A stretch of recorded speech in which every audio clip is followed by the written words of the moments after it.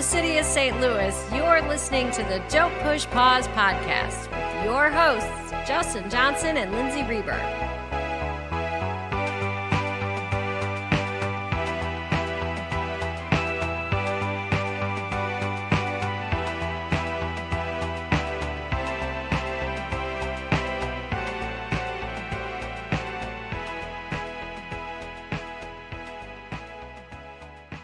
Welcome again to the podcast. Welcome back, everybody. How you doing, Lindsay? Oh, I'm doing okay. This pandemic thing's getting a little old, but I can tell you, watching this movie, I have been for this episode, has lifted my spirits right up. Yeah, this was really has been a great 2 weeks preparing for this episode. Like, what I really needed was like just a ton of Jim Carrey movies, and I did watch a ton of them. Yeah. It's really easy to get sucked in. The man is just a powerhouse of entertainment. And the movie we're talking about this week is Ace Ventura, Pet Detective. The one that started it all for Jim Carrey. Blew up his career. It seemed like the appropriate movie to discuss when discussing Jim Carrey, because it really is, like you said, the movie that kind of just like skyrocketed his career, and more specifically the year 1994, which we'll get into in this episode. Where Jim Carrey released not one, not two, but three movies that, really hit it big at the box office and made him like an international star, not overnight, but over the course of an entire year. Yeah, just really crazy. And as far as topics with Ace, there's a fair amount to discuss with this. I mean, the whole origin story, where the story came from and the writing behind it, how Jim Carrey came to be involved, and director Tom Shadyac.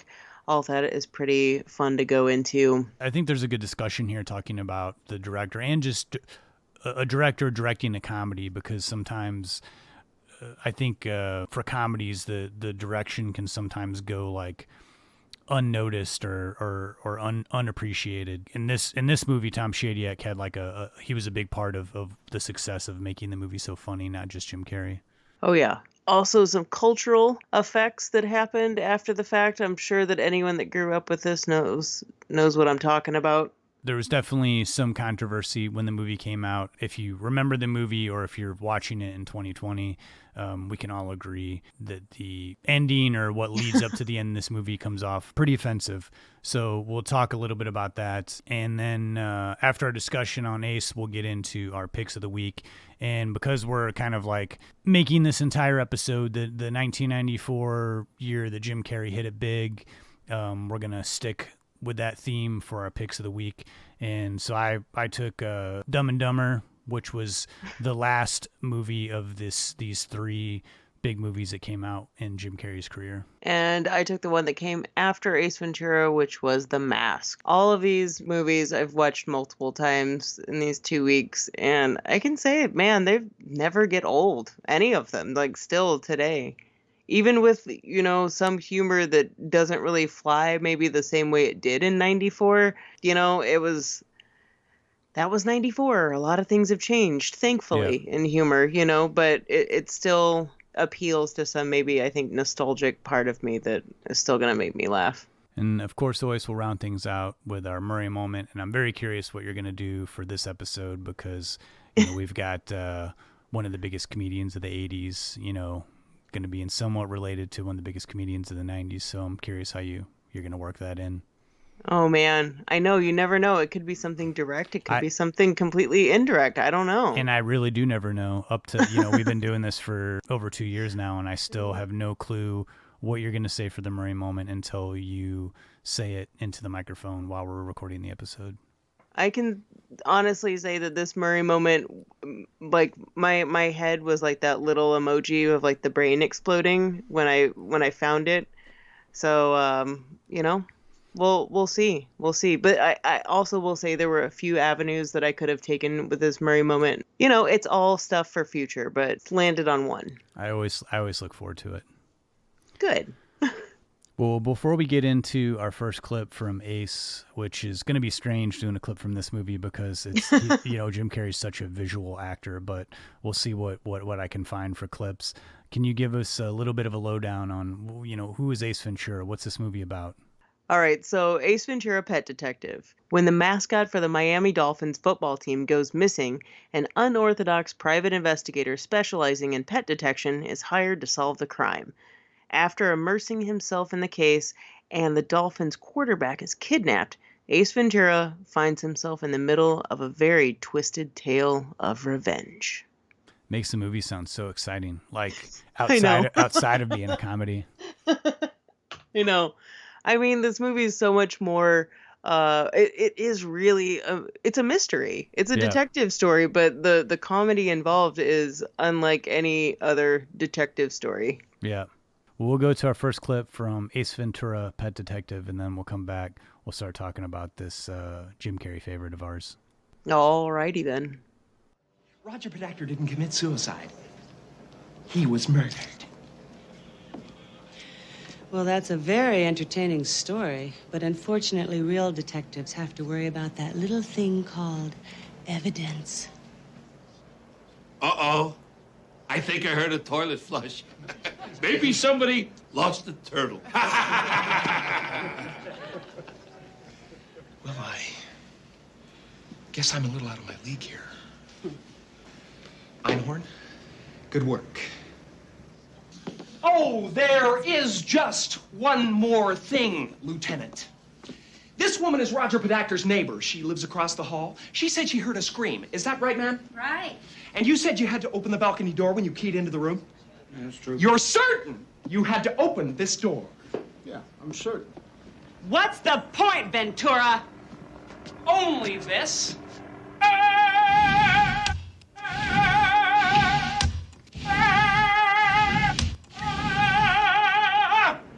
This is double pane soundproof glass. There's no way that neighbor could have heard Podacter scream on the way down with that door shut. The scream she heard came from inside this apartment before he was thrown over the balcony, and the murderer closed the door before he left.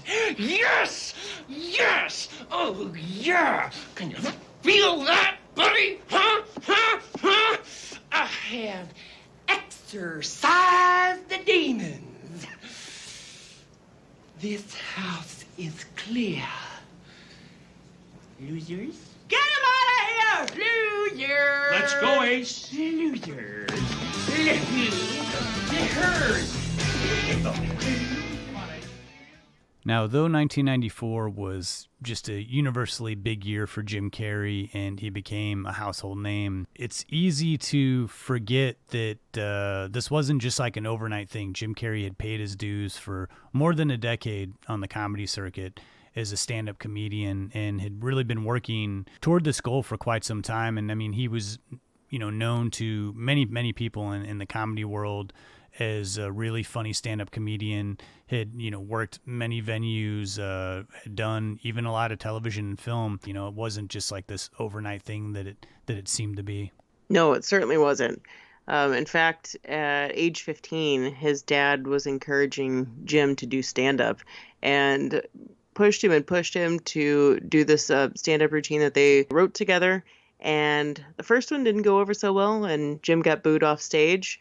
So he kind of, put it off for another 2 years. He just felt embarrassed and like he just couldn't do it anymore. It didn't stop him from being the jokester in his normal life and around his family and friends that he always was. But it wasn't until 17 when he gave it a go again. And it was just kind of immediate. He started off with his impressions and pretty much hit the ground running. And so all he needed was another jump start to get going. And at 17, the kid's taken off. And I think it was around 19 when, like 18, 19, when Rodney Dangerfield noticed him and was like, who's this kid? Are you kidding me? This kid's amazing.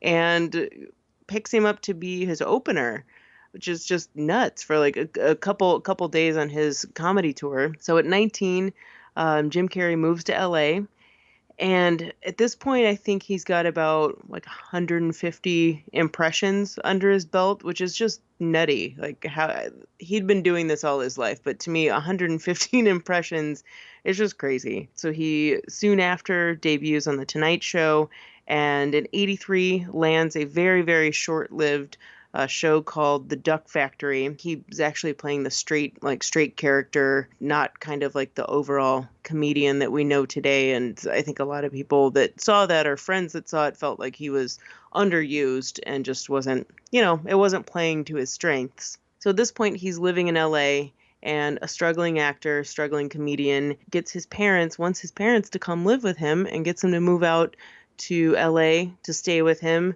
thinking that he's doing, he's coming up in the world. Soon after that happens, the Duck Factory gets canceled. He kind of sinks into a depression, and his mom gets sick, and he kind of refocuses his idea of being in LA and doing what he wants to do to auditioning and for movies, not necessarily hanging up his comedy spurs, but trying to make money, because now he's got his parents living with him. So he does land Once Bitten, which was a pick of the week for me many episodes ago. If you remember that movie, it's pretty close to my heart. So he lands Once Bitten. Also during this time, he's realizing that it's hard enough for him to continue on with what he's doing or trying to do, and trying to make money and trying to, get ahead. And so his parents actually go back to Canada, and I think that kind of crushed him a little bit that he wasn't able to make that happen. But it did give him more time to focus on auditioning. So after Once Bitten, I think you might be familiar with, or some people might be familiar with, Peggy Sue Got Married, that he did in '87 with Kathleen Turner and Nicolas Cage. A little bit later, he did the Deadpool it was a small role in the Deadpool with Clint Eastwood, and Clint Eastwood recognized him or wanted him in that movie because of Jim Carrey's impression that he'd been doing his entire life of him, which is just adorable. So not only was he auditioning for movies, but he really was staying up in the comedy circuit. And this is also where he started writing with Judd Apatow, and they became friends, and also became friends with Nicolas Cage. I found out that they're like lifelong friends now too. And then next was Earth Girls Are Easy, and that also starred Damon Wayans. And Damon Wayans introduced Jim to his brother, Keenan Ivory Wayans, who was the creator behind In Living Color. And that kind of is where Jim's life forever changed. Like, he had made all of these movies and supporting roles, but In Living Color was, that show was right up his alley. Keenan Ivory Wayans was really trying to push the envelope, didn't really care what people thought, and wanted a token white guy for the show, and Jim Carrey couldn't have been more perfect for that show. I was still a kid, but I remember being into In Living Color, and then he did this TV movie that Fox played called Doing Time on Maple Drive, and he plays like the alcoholic deadbeat brother. Whoa. And I remember thinking like, whoa, this guy's like totally like, because I was thinking like, oh, it's got the guy from Living Color in it, and he just played like such a different character. He was always trying to do different things, and he knew that he was really good at a certain vein of comedy, and was really trying to branch out and didn't want to get pigeonholed, but he always was such a solid comedian. Yeah, so that brings us to the early makings of Ace Ventura. I keep saying Ventura. I don't know why. I keep saying Ventura too. So Carrey's becoming a name in the industry at this point, but what you might not know, because Jim Carrey is just stamped all over Ace Ventura, he is that character. He didn't come up with, the original idea for the story. The script existed, was written by Jack Bernstein, and was given to Morgan Creek Productions, and had actually been around a good 3-4 years prior to the movie coming out.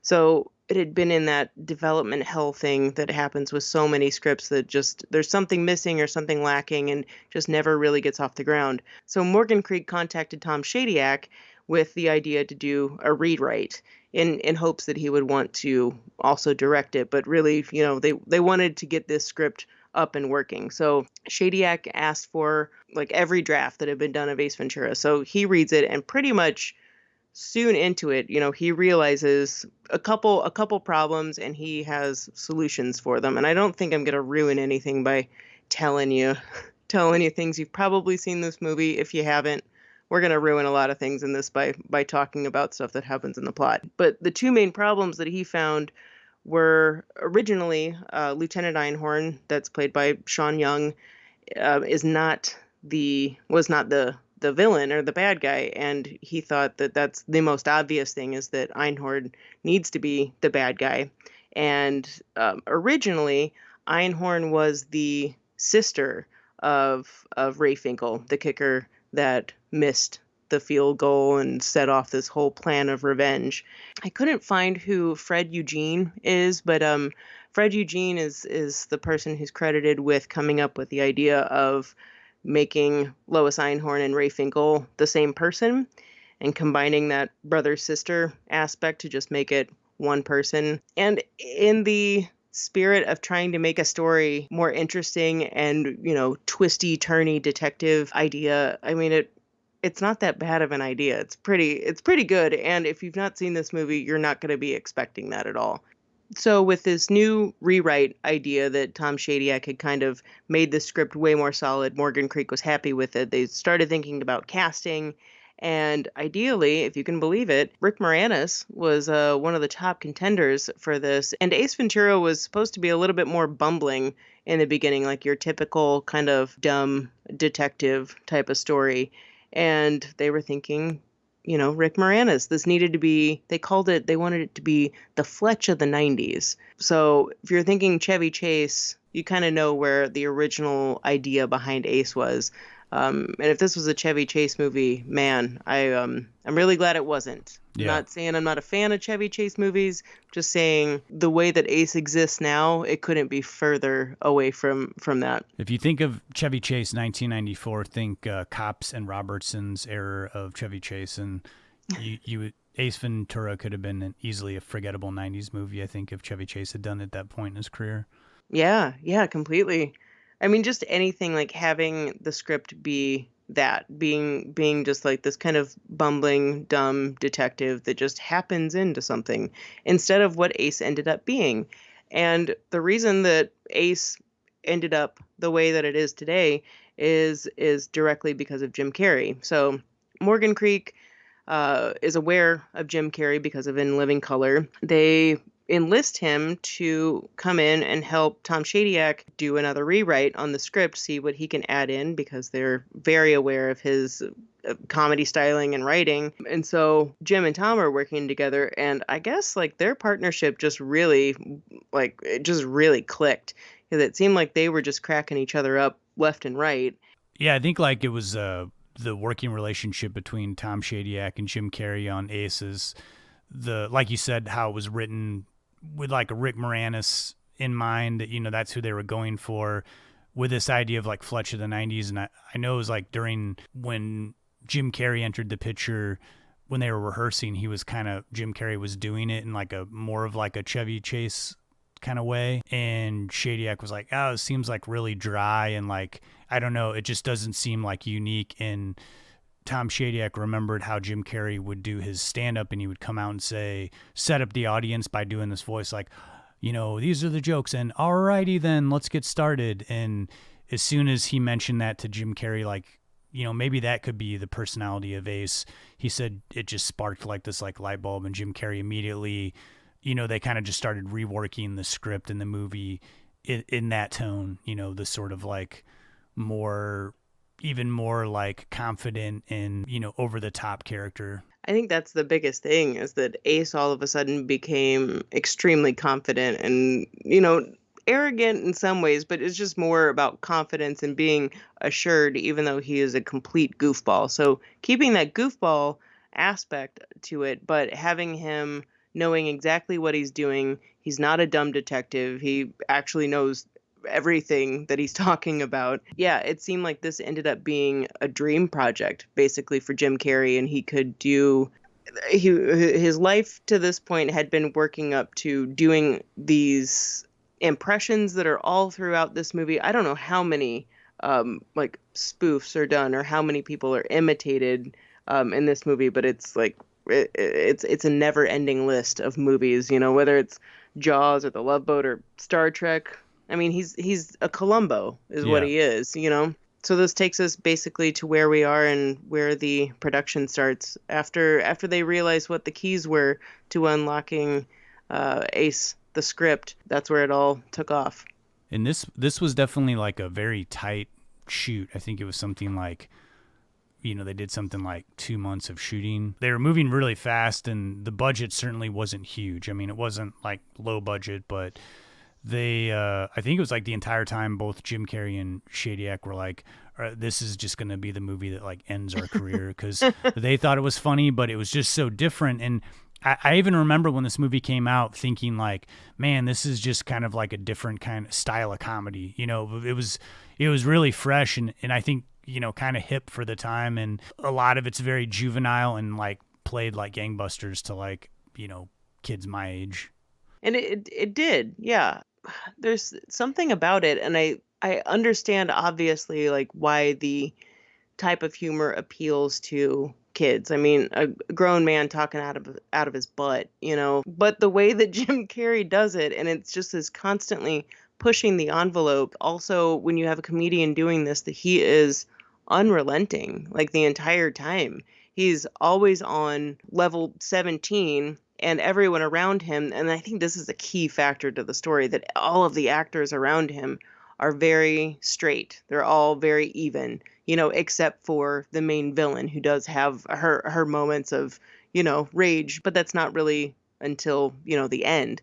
But having your main character be so far out there and everyone just straight acting, it's only going to amp up the comedy of the movie. What I think that's great about Ace Ventura, with it being not just a Jim Carrey vehicle, but like a comedy in of itself. And if you're a fan of Jim Carrey, you like Jim Carrey, if he doesn't annoy you, that alone, his performance in Ace, his over the top, just zany, sort of like almost like human cartoon, is fun to watch just without everything else. But this movie, has a very ABCD beginning, middle, and end type story arc. So it has that going for it.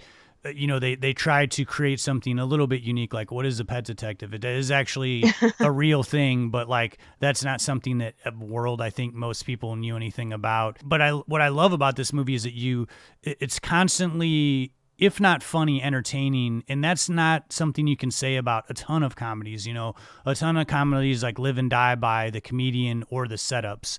And I love that this movie does have traditional setups, but they also have like Jim Carrey acting really crazy, but then they also make him like really smart at times. So there's humor in that. And then there's also people reacting to him while simultaneously doing a setup. Like, for instance, the scene where his first meeting with Courtney Cox, when she's kind of interviewing him to possibly take the case to find Snowflake the dolphin that's gone missing.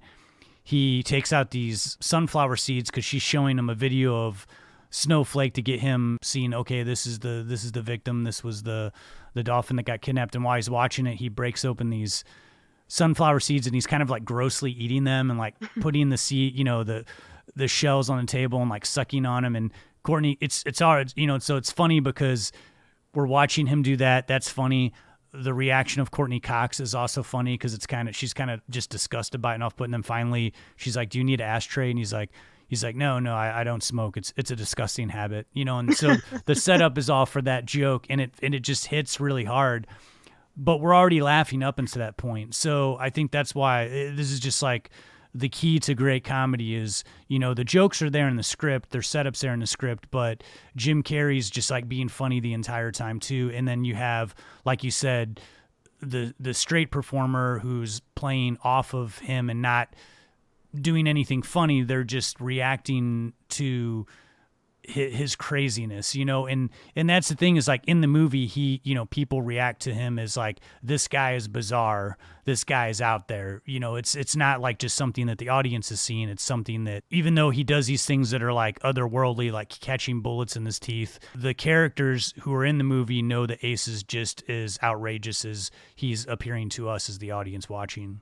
Oh, yeah, completely. And that doesn't mean to say that this isn't a well thought out detective story. You're already kind of, teetering on not being believable when you say pet detective or something that's going to spark a laughter, but pet detectives are still a thing, were a thing then. But, you risk losing the audience if you have anything that isn't believable in a detective type story. So that we have this easy kind of setup, like you said, point A to B to C, D, that you have that, and the story is really well thought out. It's not like they just were like, here, Jim Carrey, go ahead and do this. Just do your wacky impressions. We're going to actually give you a good story to work with. You're going to work around this story and always kind of come back to it, whether you're improving lines here, and there is a great deal of improv in this movie, or you're going to do straight up physical comedy. Whatever it is, Jim Carrey always has the script in mind, and maybe that is just him. Maybe that was because he helped write the script. Who knows, actually, like why that is. But it just blends so well together that it doesn't feel that the slapstick comedy that's in it sticks out as just like joke after joke after joke. It does feel like a cohesive movie that just like fits together. After watching Ace several times, and Liar Liar especially, where him and Shadyac work together, I know in Shadyac talking about Ace, he said, Jim Carrey would move to darker comedy in Ace, and he kind of, would say, is this getting too dark for an audience? We don't want to take Ace into a dark place. And so Shadyac did cut some darker moments, setups and gags out of Ace Ventura. I do wonder, because Jim Carrey went so much darker later with The Cable Guy, and at that time, I don't know that someone could have told Jim Carrey, like, hey, we think you should do it this way. He's probably like, I'm getting paid $20 million. Let me just do what I do. Like, this movie's a Jim Carrey movie. So it's kind of interesting to see that, just that 2-year difference between something, because I would say, like, Ace Ventura is probably like the least dark comedy that Jim Carrey did, versus like how he, I feel like a lot of his comedy stuff kind of like went to the darker side, which I don't mind. I mean, Cable Guy to me personally is my favorite Jim Carrey comedy. It was like when we first started this podcast, that was one of my early picks of the week. But I do appreciate also just the manic energy of Ace Ventura, and also how, it is a light comedy. He does lean towards characters that have some type of, they stick out. Their personality completely sticks out. And they have this idea that they're completely in control of their life or of themselves, even if they're a complete whack job. Whether it's Cable Guy or Ace Ventura, they're kind of different. They're variations of this character that seem like they're in control, and that are in control in a lot of ways, but they're also completely out there. The way his cadence and his voice style, it still seems really fresh to me. It's just like people weren't doing that, and the way he would like break up his words and like kind of do the pauses.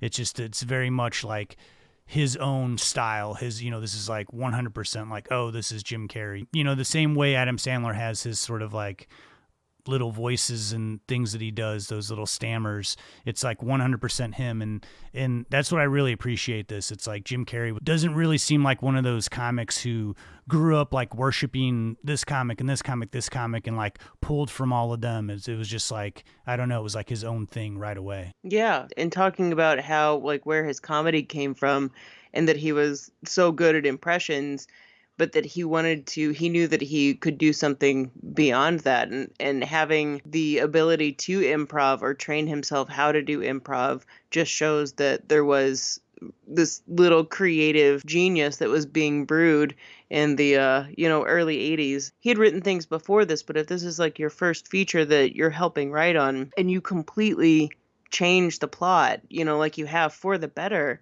and it's not just making this movie all about yourself. I think the movie was always all about Ace, but when you're playing to your strengths and know how to take these eccentric antics and this absurdity, but meld it into a real story, I mean, that takes talent. And there are like a few times when there are some dark moments in Ace Ventura, and there are some real moments that Ace has as a character, where it's almost like he breaks character a little bit, maybe like 3 or 4 times. And it makes you feel like there's maybe something beneath that we don't really know about Ace. But if we were to go into that part of Ace, this would be a whole different style of movie. I like that we get these few sprinkles that show that of him, but I also appreciate that we don't go further into that because it would change the entire tone of the movie. And that's another thing I appreciate about a movie like this is that if you think about Ace in like realistic terms, it's like,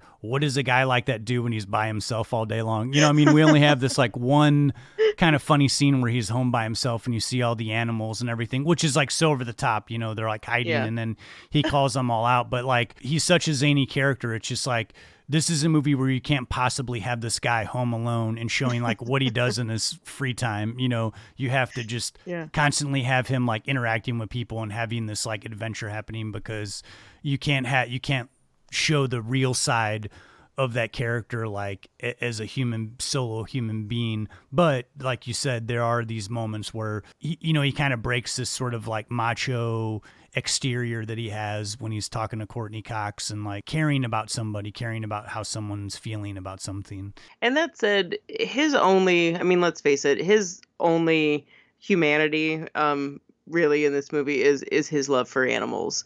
And although Stan, my dog, is always my test for this, watching this movie with Stan, he was actually fine. And it dawned on me, now watching Ace Ventura When Nature Calls, Stan was not fine with that one. That's because the sequel has a lot more animals in it than the first one does. Now, the scenes where animals are in the original Ace Ventura, really, they're appropriate. It seems it keeps you remembering the fact that he is a pet detective because he's searching for this dolphin that you don't see, you know, so it is more of a detective story, and showing him in his home setting, especially when he's figuring out who the real killer is or who the mastermind behind the kidnapping is, that whole scene like makes me laugh like nothing else. But quick tidbit though, that scene that you brought up before where he calls all of his animals out and it turns into the, you know, St. Francis of Assisi, basically. That whole shot took 3 months to put together, of having all of those animals trained to come out. And any scene with all of the animals that live in his apartment is pretty wacky. And I feel like I'm about 3 animals away from being Ace Ventura, actually. Yeah. Yeah.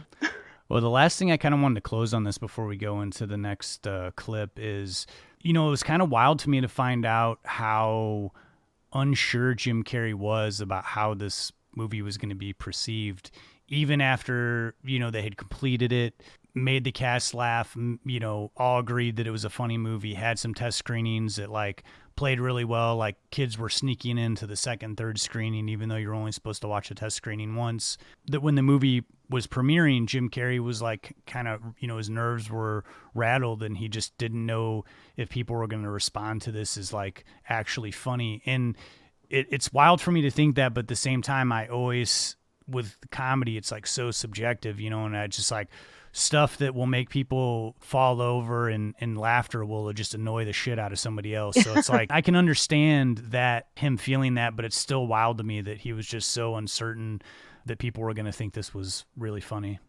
I mean, he had to have known that it was, he knew that it was completely out there. And I think when people saw this initially, people knew that it was something that hadn't been done before. Yeah. That the type of comedy that was happening, just stuff that you hadn't seen on film. And I think that one of the best examples of that is when he's pretending to be soon to be mental patient to go into the Shady Acres home, and he's, you know, being a quote unquote crazy person in a tutu.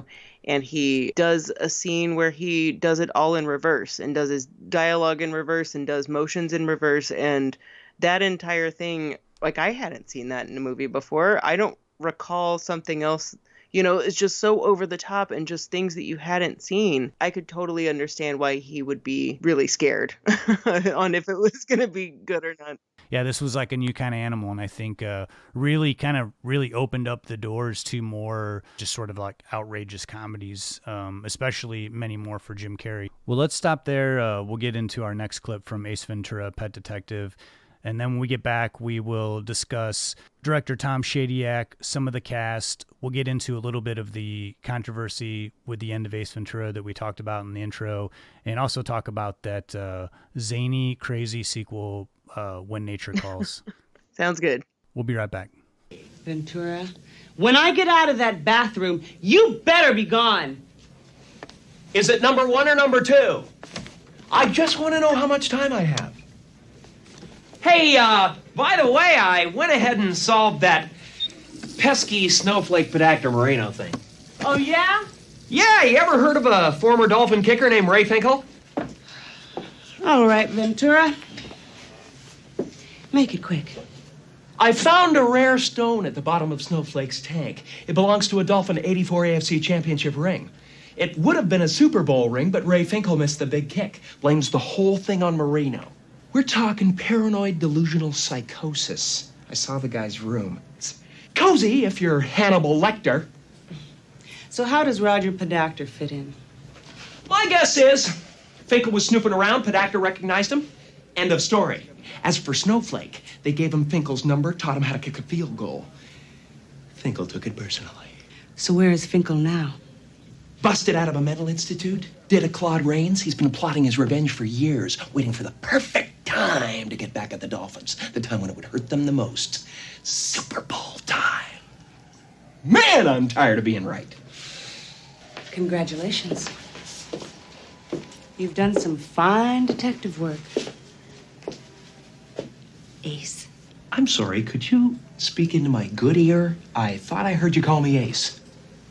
Maybe I was wrong about you. Maybe you are more than just a pet dick.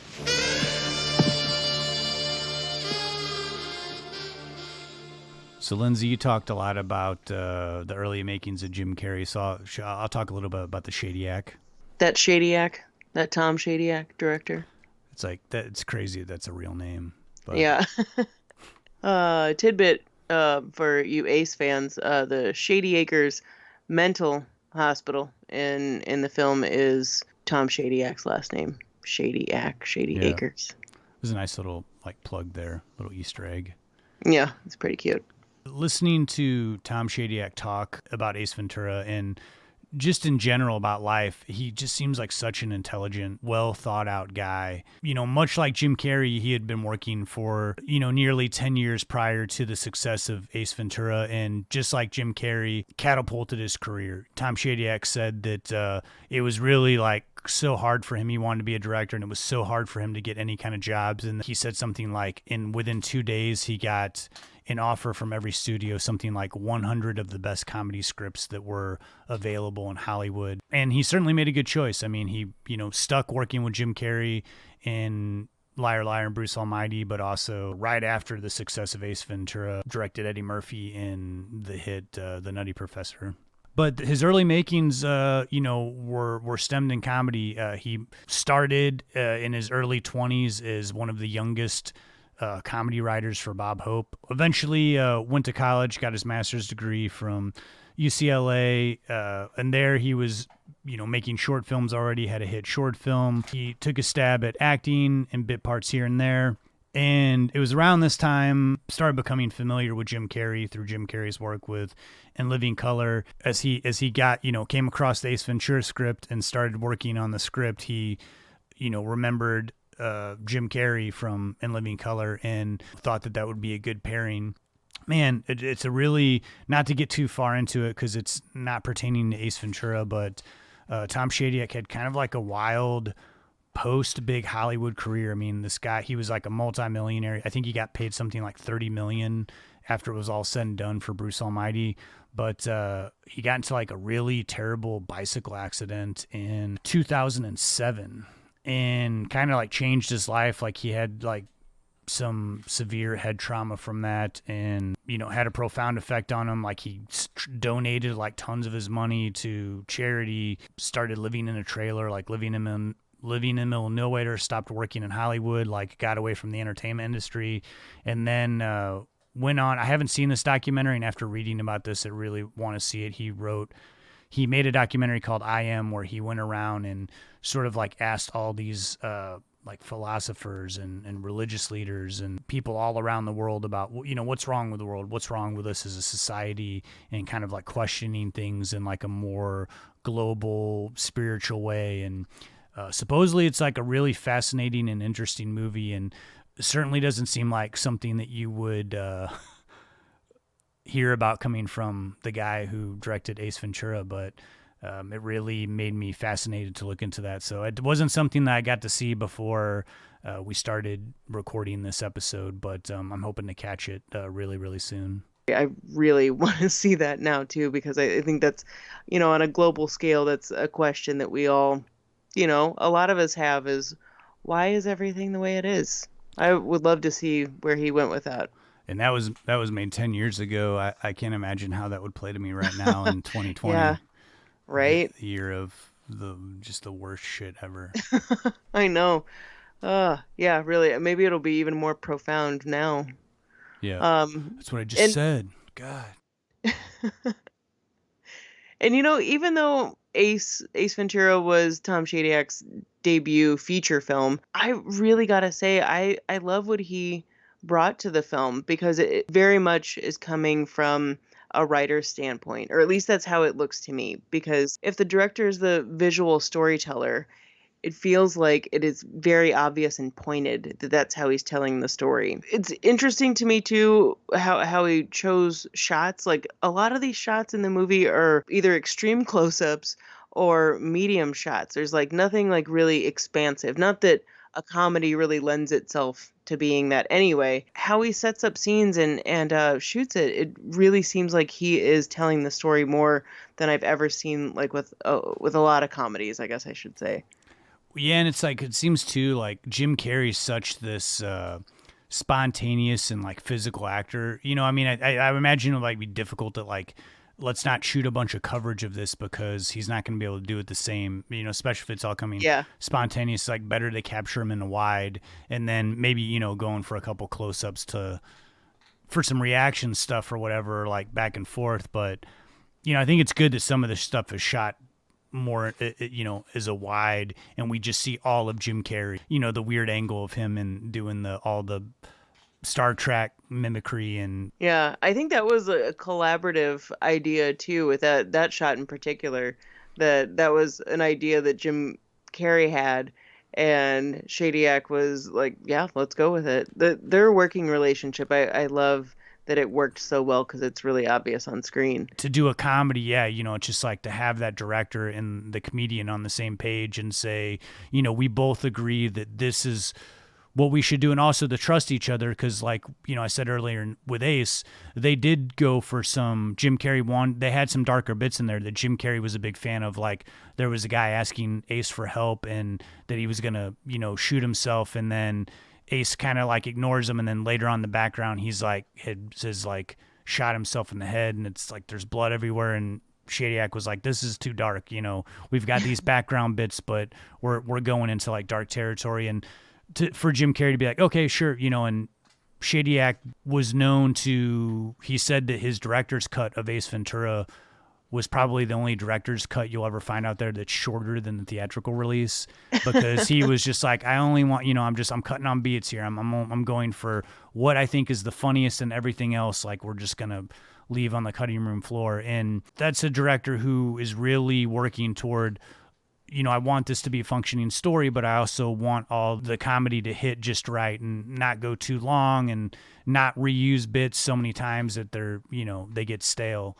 And yeah, I think that his working relationship with Jim Carrey like really produced some good comedy, and really knowing constantly keep these like comedic bits to keep hitting in the right places. I think he said his name was Shadyac in the editing room. That's what he came to be called for his intense editing, that he would just be like, nope, that's going. And his reasoning for that was, you have this crazy out of this world humor with Ace Ventura, and you have these other jokes in between that are working, but that are kind of, mildly funny as compared to these constant, I mean, it's if you find this movie funny, you're pretty much laughing the whole time. And when you have the jokes that kind of work that are in there, it's going to play differently. So if you just have this always amped style of humor, the movie's going to be constantly funny and always on a upper level than if you were to bring the pace up and down. Yeah. So I got to respect his idea. And to be working around him on Ace Ventura, I mean, you've got to be able to keep a straight face. I know Courtney Cox had a problem keeping a straight face in her scenes with Jim Carrey. Also, to make it realistic is like bringing Dan Marino in, like having the movie center around his kidnapping and having the real Dan Marino, Yeah. playing for the sports team that he played for at the time. I mean, that's kind of genius in a way, and that wasn't something that Dan Marino wanted to do. It took some convincing, and I think it took Jim Carrey's like enthusiasm of showing up to meet him as the character of Ace, and like at a restaurant and like acting all crazy like that. And How are you gonna say no to that? yeah, because I thought he did a good job in this. Just Yeah, he's totally fine, and there's so many jokes made at his expense too. I mean, one like the isotoners, Yeah. like he did an isotoners commercial, and they pull that out as something that, Ray Finkle had isotoner gloves as like one of his like revenge things, like that he was obsessed with Dan Marino, and just Ray Finkle's entire room that was plastered with die Dan die and all Yeah. of these like voodoo things that Dan Marino kind of got a kick out of it. And it's got to be kind of weird a little bit because you're playing yourself, and then the point of this movie is someone has a vendetta and wants to kill you. And there were various other real life football players in this movie too. One of my favorite scenes actually involves all of some Dolphin players at the time, which is the montage over, I think it's an Aerosmith song, isn't it? I think so. Where Ace is trying to find the Super Bowl ring that has the missing stone that he found in Snowflake the Dolphin's tank. That whole like montage of him checking various football players' rings in really ridiculous ways, including one of my favorite things to see in a movie is chloroforming someone. I think it's always funny. The chloroforming scene is up there. If not first, it's my second favorite scene in this movie. Oddly enough, the big name that Shadyac wanted to get, Shadyac knew that this movie would appeal to a younger audience, so they wanted to get someone that kids knew or that was popular with young people. And so at the time, Tone Loc was really well known as a rapper, hip hop artist, also had been in a few movies already, and a really identifiable voice, identifiable face. So he was when this movie came out, he was like the most famous person in the movie. It's so funny. Like I love Tone Loc. Definitely knew his songs around that time. But yeah, it's funny that they were like, we got to get Tone Loc for this, and that he's Ace's, even though he's pretty abused by Ace, that he's his buddy cop on the inside. I like that aspect of the story. How is that guy always sounded like such a mature man? Always. Yeah. I would have thought that he was older, yeah, because he sounded like he was like 50 when he was like in his 20s. Yeah. He does a great job adding some comedy to this movie. And let's see. Quick shout out to Alice Drummond, Bill Zuckert, who play Ray Finkle's parents. Alice Drummond, man, that woman popping up in movies. You might remember her face most as the librarian in the beginning of Ghostbusters. That's certainly what I know her the most from. But I think it was Awakenings was the reason that Tom Shadyac wanted her was because of Awakenings. But sweet little actress. Love that Alice Drummond. So we mentioned her for a moment earlier, but there's Courtney Cox, who is nowadays one of the most instantly recognizable faces. But back in 1994, Friends was just starting up around the same time they were filming Ace Ventura. And yeah, it's not like she was a stranger to movies or television. I remember her from being on Family Ties and kind of one-off episodes. I feel like I even remember her from an episode of Murder, She Wrote, but who wasn't on Murder, She Wrote, really? But Courtney Cox really does add a lot to Ace Ventura, kind of playing that straight character like we talk about how everyone in this movie really does that. But the way that she does it is in this sly way of playing something straight, but you see the sarcasm, judgment, and humor that's coming out of those like steel blue eyes whenever she's dealing with Ace. And there's also a lot of compassion and caring and in her character. And I don't know, I just really like what she brings to this. And it is interesting to see her in 94 in a supporting role. And while she has a prominent part in the movie, it's, kind of nice to see such a big, celebrity nowadays being in the supporting role. Yeah. And probably the most obvious to round out the cast is Sean Young, who plays the villain in this movie that is Lois Einhorn, and Ray Finkle, who's the same person. And fun little tidbit is that she was not the first pick for this role. I guess they auditioned a lot of people. I mean, this is a character that is, for the most part, playing a woman, but does have some scenes where, or not scenes, but is photographed as her former male self. And Sean Young was not the first pick, like I said, but Jim Carrey certainly fought for her. For some reason, was just very determined to have Sean Young in the movie. And I gotta say, that's pretty awesome. That is awesome. And Sean Young, for this part, did do a little bit of research in observing people that she said had lost touch with reality. And, you know, this kind of is going into the controversy, not controversy, but the offensiveness that can be understood when rewatching this movie 25 years. And even when it came out, it's not like it's all of a sudden offensive. It was offensive when it came out. But I think in, like, even just Sean Young saying she went to observe people that had lost touch with reality, that says to me that she's studying a character that is quote unquote crazy, right? This is the crazy person in the story. But it does, you know, go into some problematic areas with touching on homophobia and transphobia. I don't know. I've got a couple ideas on this. Justin, what do you think? I mean, you really can't defend anything. If someone finds something offensive, there's really no like defending that, you know. Agreed. But you can also look at a movie like Ace Ventura, and I also think like a movie like Blazing Saddles, and say there's no doubt there's offensive stuff in these movies, but the humor at its core is not from a malicious place, you know, but people still laugh at things that are offensive. So it's always like, I think it's like a tough thing with comedy, you know, and especially as things age. And certainly when this movie came out, I mean, Jim Carrey and Shadyac were not oblivious to this. I mean, they knew that it was going to offend people. They didn't think it was malicious, but they said some people are going to find this offensive for sure. Knowing that and still doing it also says that your intention is not malicious.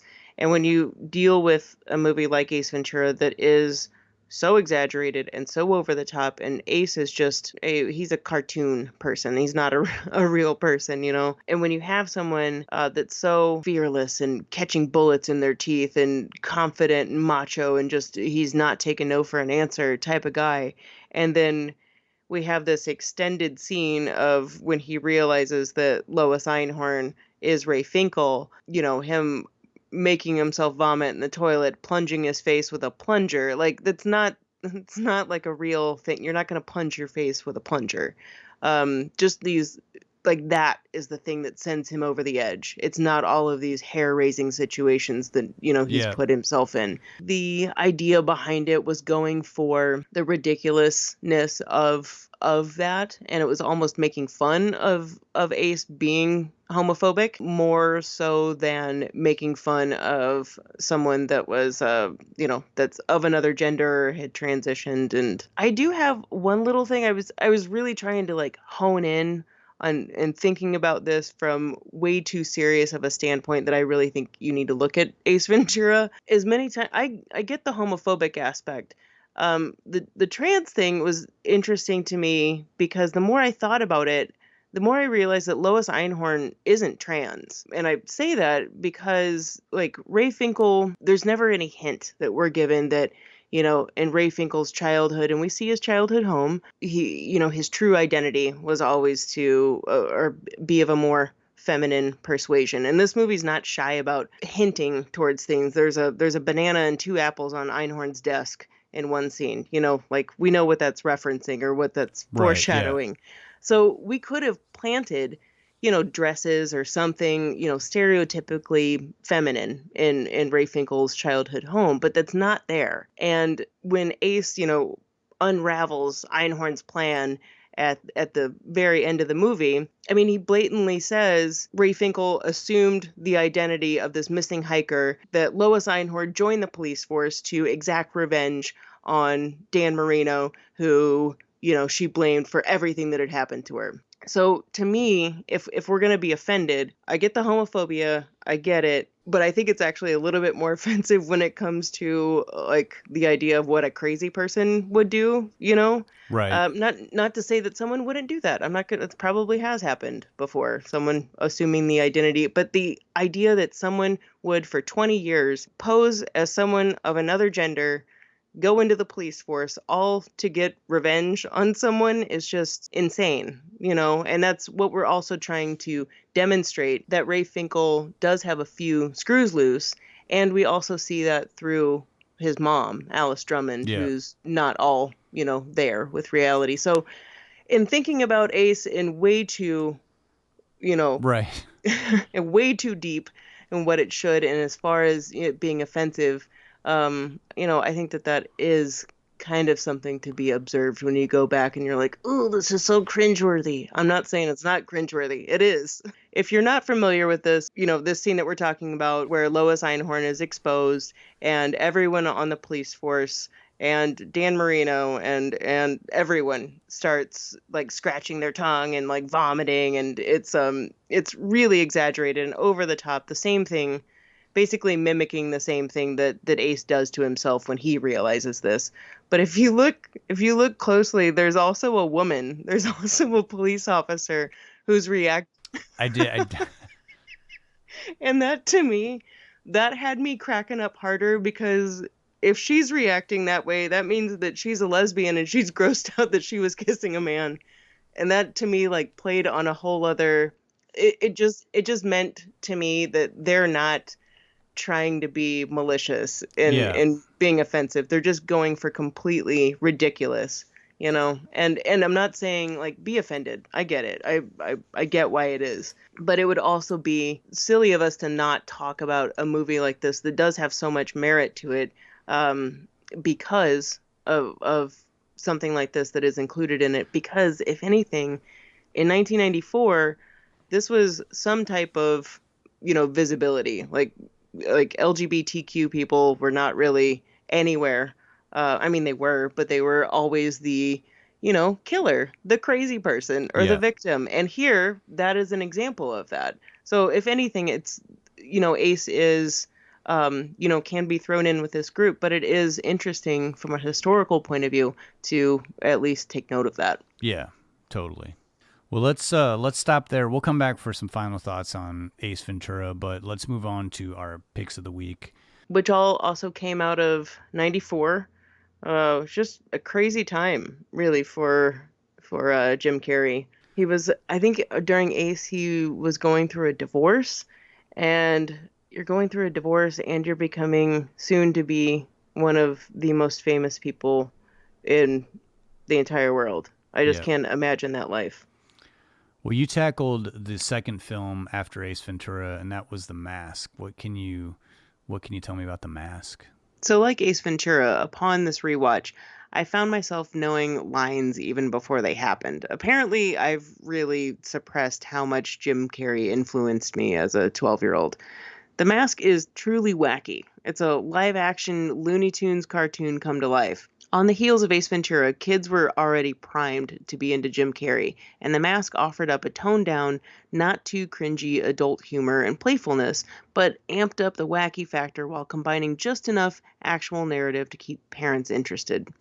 So Jim Carrey plays Stanley Ipkiss, a bank teller who's your, you know, typical nice guy, not boring or uninteresting. He just lacks confidence, the exact opposite of Ace Ventura. Stanley spends his days being a sweetheart martyr, aka a doormat. A character like this is an easy target for something big to happen to. In fact, we want this guy's life to change, whether he ends up Superman like a mousy Clark Kent or an avenging bad guy. Either way, Buddy's got to change the trajectory of his life. So after a bummer letdown of a night, Stanley finds himself with this mysterious mask that he comes upon.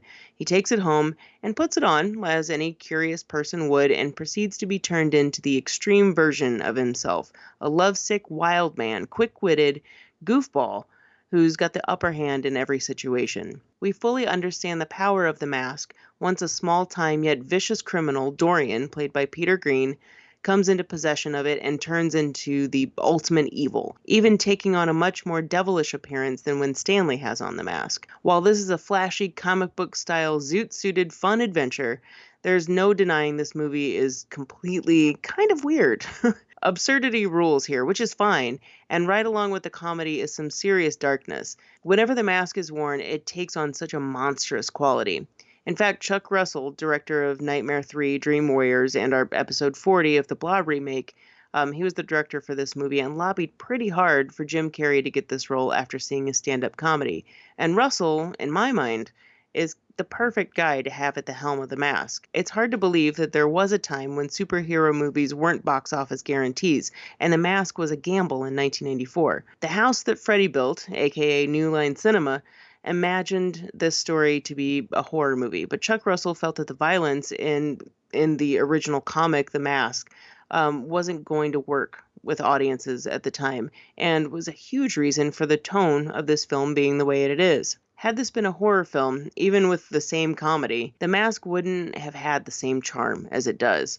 You know, there's oddness, comical violence, gun violence, and semi-terrifying faces that are donned whenever Carrie or Green, sometimes, they look pretty frightening. The one-liners and animation and cartoony special effects, dance sequences, and songs balances it out in some way, and The Mask is just all over the place. It's chaotic, but Russell never loses control, and probably knew when to trust Carrie just to go with whatever was happening in the scene. And speaking of, Carrey's level of physicality in this movie is exhaustingly impressive. The man is able to have his body fully engaged while employing his emotional acting skills.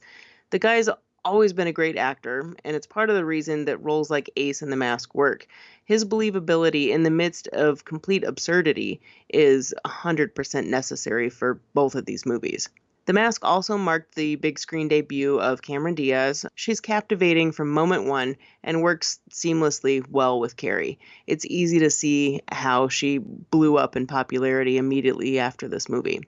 Jim Dohan, who is the lead detective tracking The Mask, comedian Richard Jenny, plays Stanley's best friend. Amy Yazbek is a greedy reporter, and all of these supporting cast of characters really help add a colorful background over this entire movie. It's a rich and truly metaphorical, colorful world, but also it's a colorful movie. Just even their small roles add a lot to their limited time on screen.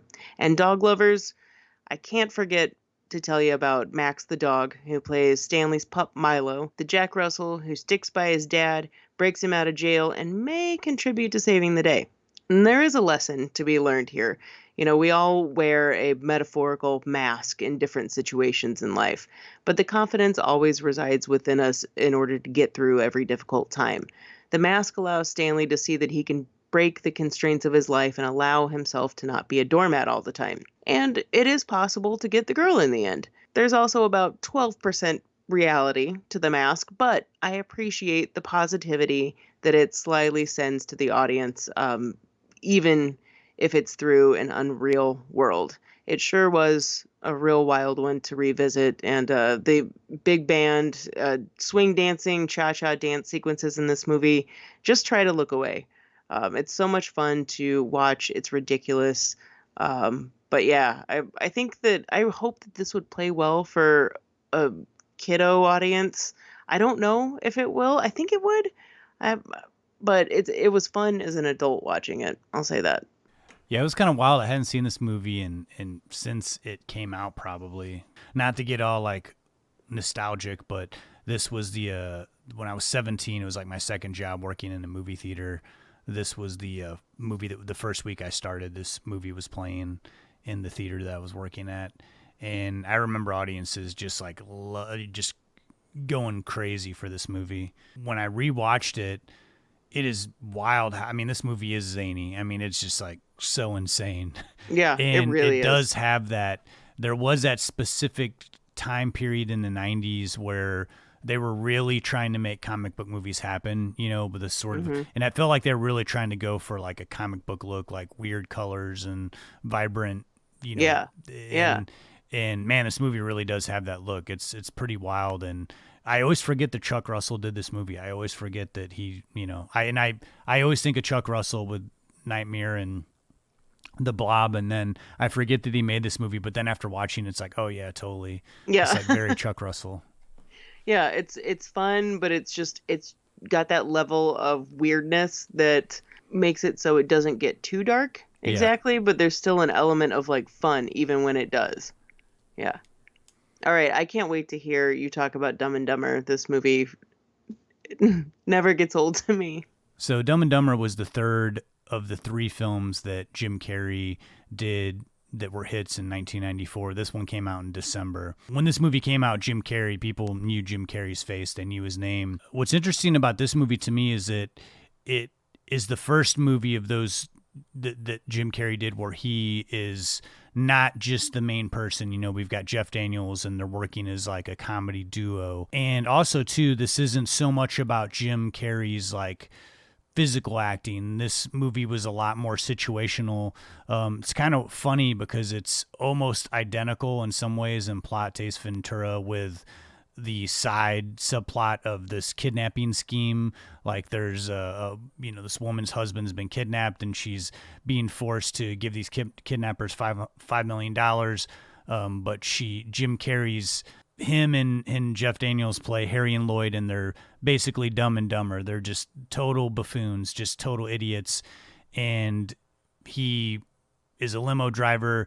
He thinks that he's in love with her after only seeing her for like 3 minutes in a scene where we already are starting to see Jim Carrey's like sincerity that he can bring on screen, and that can be equally funny because the way he lusts after her and like wants to give her a hug is he's so sincere, but it's just so cringy. But that's where the humor comes from, and I think you see a lot of that sincerity in Jim Carrey in Dumb and Dumber, and I think that's where a lot of the humor comes from, which I think is a nice.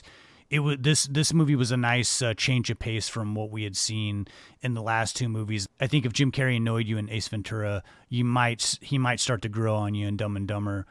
And though it's similar in Ace Ventura with the kidnapping, they kind of play those parts of the movie really goofy. They're not really done in like a real serious, realistic way, the way they are in Ace Ventura. And I think that's a lot to do with the Farley brothers. This was their first movie. They've gone on to make, so many big comedies that people know, even have gone on to win an Oscar. But this being their first movie, I think the non-stuff with Jim Carrey and Jeff Daniels is a little lacking. It's not as funny, and you're kind of, you're just trying to get through the story. But ultimately, this movie is them trying to track her down, and it's essentially a road movie, and it's a buddy comedy road movie. And that point in the movie, them traveling together and kind of getting on each other's nerves and having to trust each other, there's just one good comedy bit after another. And there's a lot of toilet humor, a lot of gross out humor that the Farleys are known for. And some of that is really funny. Some of it for me, not my favorite type of comedy. Those bits aren't as hilarious to me as a lot of the other gags that go on in the movie. One particular funny scene involves like a blind kid and a dead parakeet. It's just one of those movies that it kind of hits you scene after scene, and just the absurdity of how stupid these guys are. Them thinking their life sucks. One example, they come home and they just feel all defeated because they both got fired from their jobs from being idiots. And, they get home and, they want to get some beer, and, it's just like, it starts off like 2 scenes where 2 guys are like, oh man, this sucks, where our lives are going downhill. And, they get out of the car, and Jim Carrey's just like, there's no jobs in this town, period. And Jeff Daniels is like, yeah, if you want to work 40 hours a week, and then that's when it hits you, the humor hits you. You're just like, oh God, you're just kind of shaking your head, but laughing at the same time. Dumb and Dumber, I think, is a movie that still holds up. Certainly when you have a Farley Brothers movie, there is going to be things that are offensive, that were offensive then, they're offensive now. And but overall, it's a really funny movie, I think, from start to finish. It doesn't really slow down, and I think also has like a really hysterical ending as well.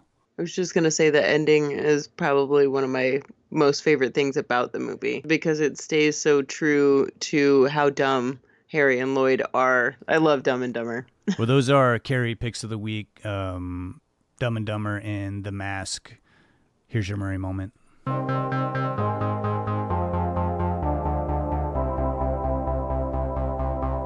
Chicks dig me because I rarely wear underwear, and when I do, it's usually something unusual. I think I need a root canal. I'm sure I need a long, slow root canal. You gonna come and shake my monkey tree again? Oh, what does that old queen know? She didn't even show. Hey, this is so scrumptious. Is this hand shucked? The flowing robes, the grace, all striking. That was fun.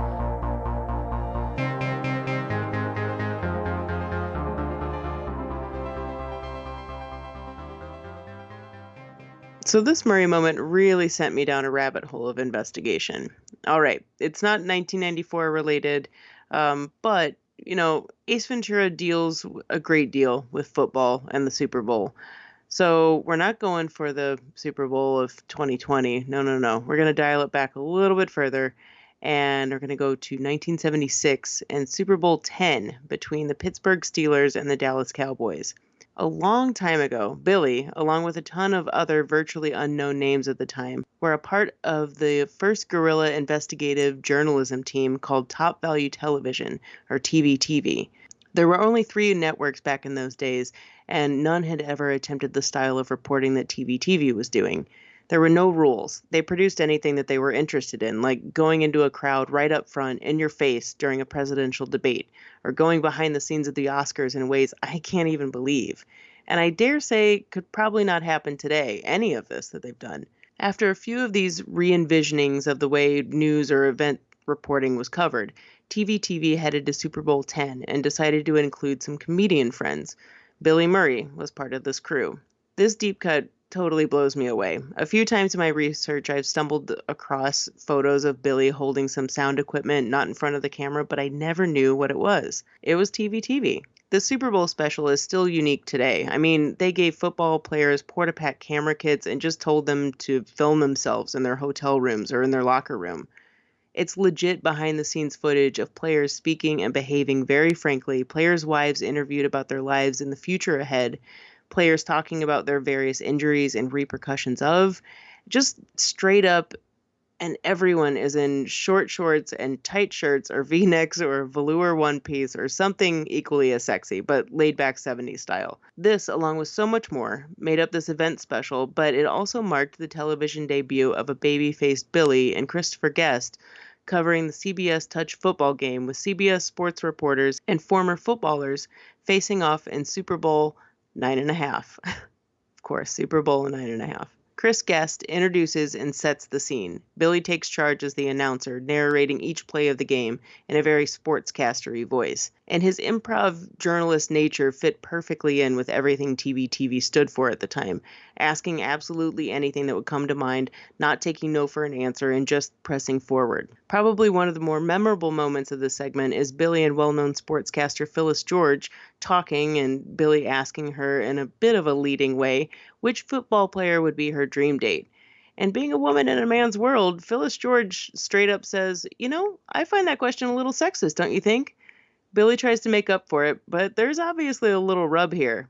The segment continues on with Billy interviewing CBS sportscasters and retired players after the game.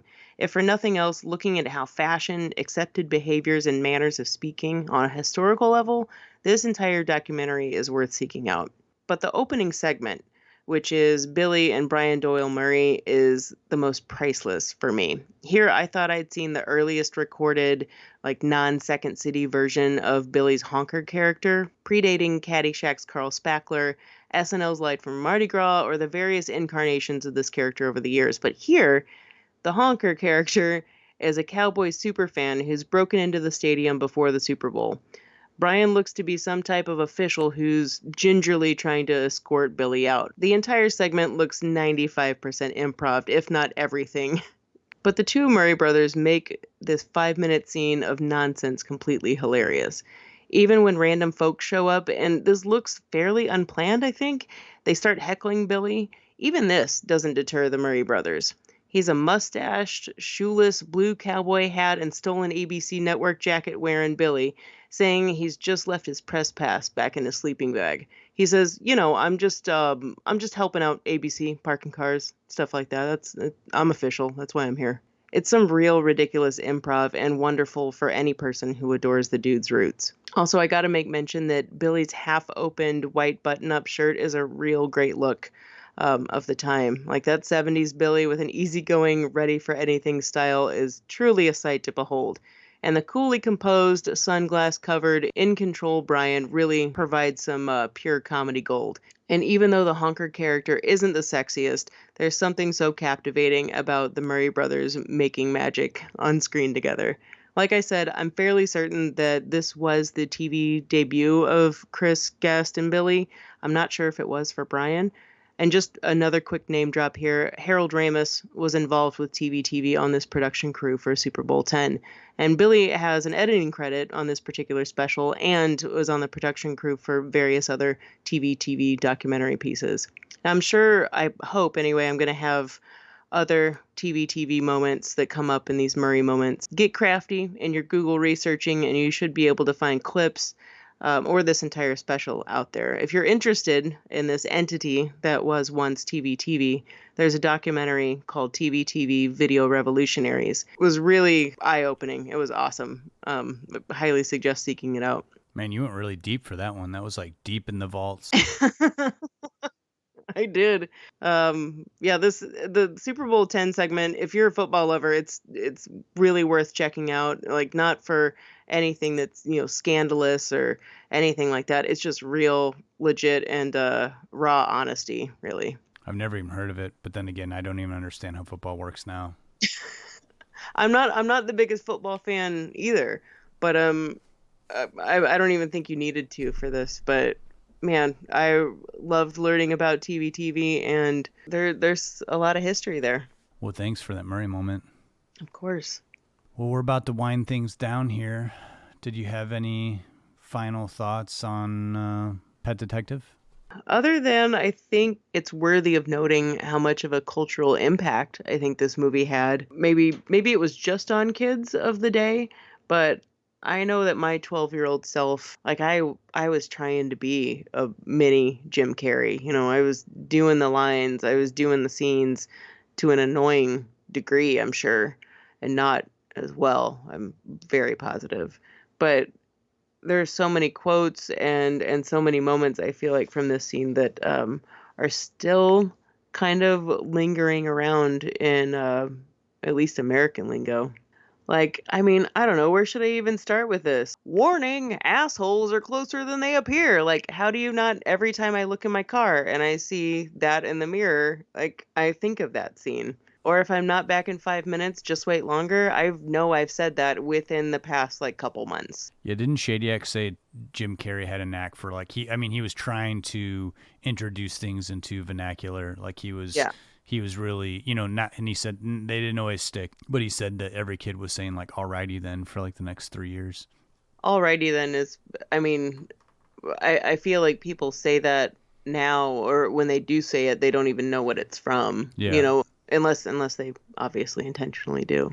But I have to say, he did a great job, and even the ones that didn't work that he was trying for doesn't even matter, because there were so many that came out of this movie that did work. Saddlebags.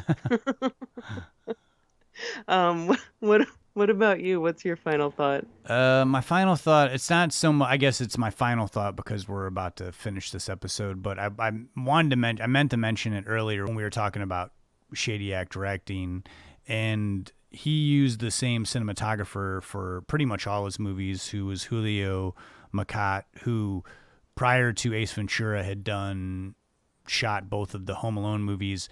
And on Netflix, the reason why it was popped into my head too is because on Netflix there's a making of some of these movies from the 80s and 90s, and one of the episodes was on Home Alone, and they're in that Home Alone making of, they're interviewing the director of photography, Julio Macat, and he said he was pretty new and he was unsure of himself, so he was worried about getting so much coverage, so he always had an extra camera running, which he called his bonus camera.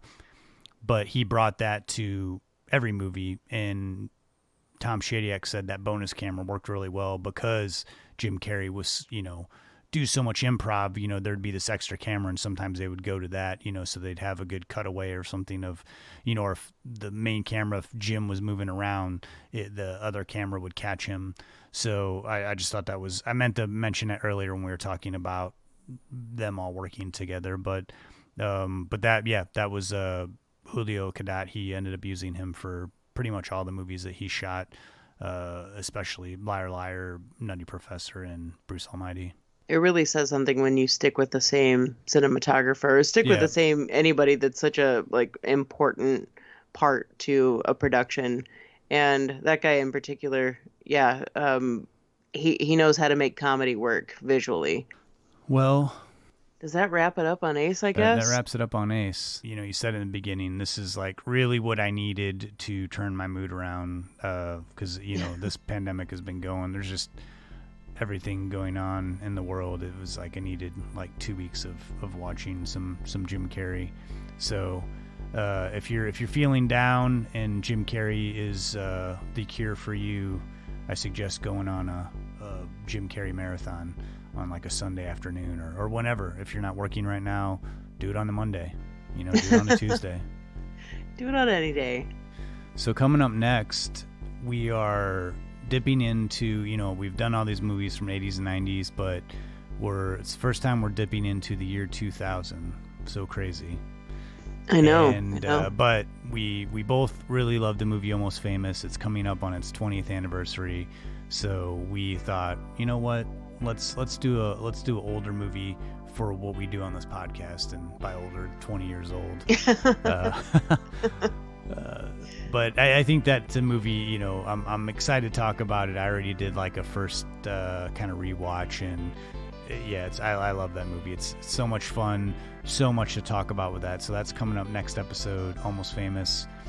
If you haven't already, please do follow us on social media. You can find us on Twitter, on Facebook, on Instagram, on YouTube. A lot of people have commented and told us, why can't we hear your old episodes? I don't understand it. We're trying to figure out what's going on, if it's our host or what, but some of the platforms we're on, they keep cutting off our old episodes. It only showed the last 15 episodes that we've done, the most recent ones.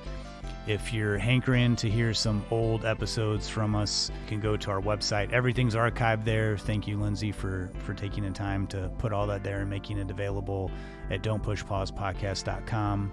We have everything from our very first introduction episode, where we probably sounded really really and had no idea what we were doing, to the most recent episode that you're listening to right now. And as well as tons of merch. We've got Don't Push Pause koozies, Don't Push Pause strollers, Don't Push Pause, sunscreen, anything that you can think of.